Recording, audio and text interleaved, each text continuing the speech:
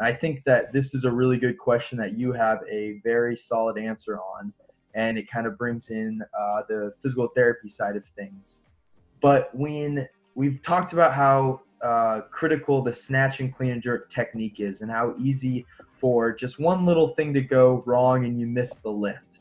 So when you're talking to people about technique and the correct technique for that person, how are you framing that conversation? Is it a performance? Is it a what kind of narratives are you throwing at the people? Like, I think we see all the time, maybe not so much on the Olympic lifts, but I think for the squat and deadlift, these narratives of, hey, if you do it this way, you're going to hurt yourself, or this is not the right way to do it. So can you talk a little bit on how you talk to your clients?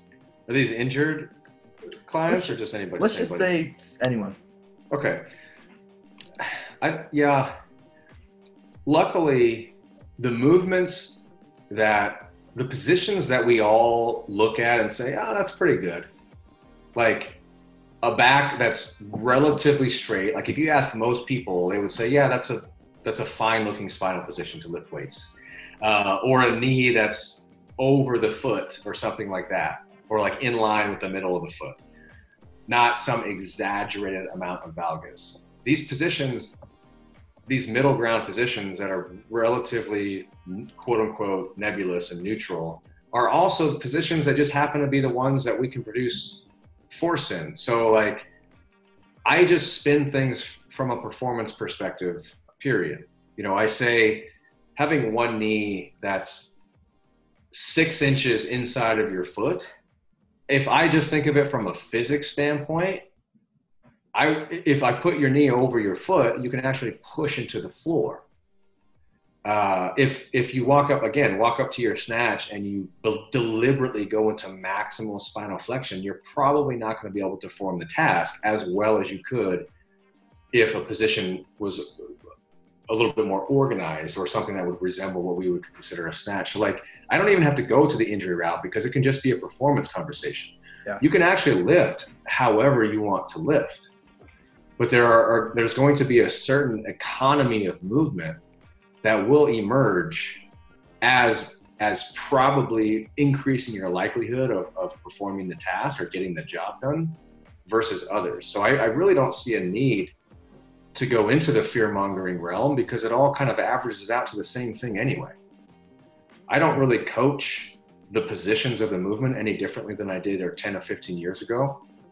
I just don't need to scare people unnecessarily.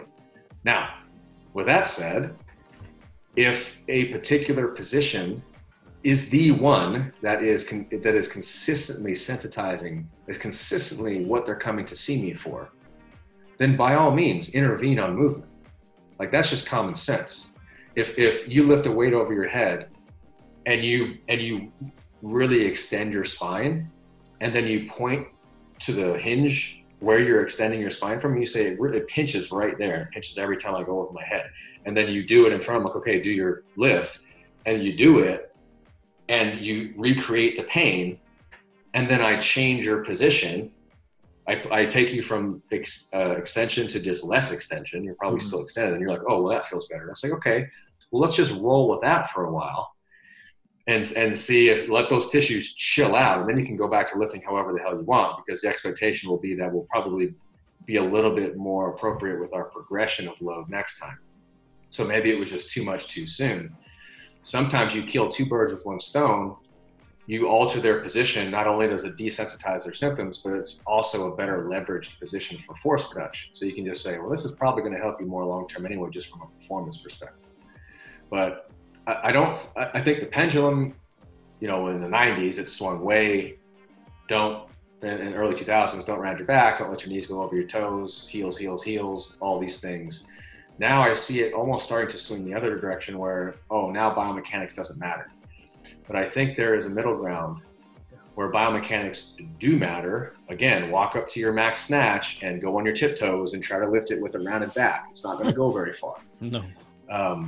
But from a pain or injury standpoint, you can have a beautiful Instagram looking overhead squat and still experience the same pain that somebody who does not have that aesthetically pleasing overhead squat.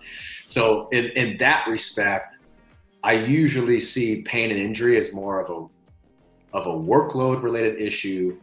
And then the nuance of optimizing leverages and biomechanics is always just a part of the process. So we're always doing that.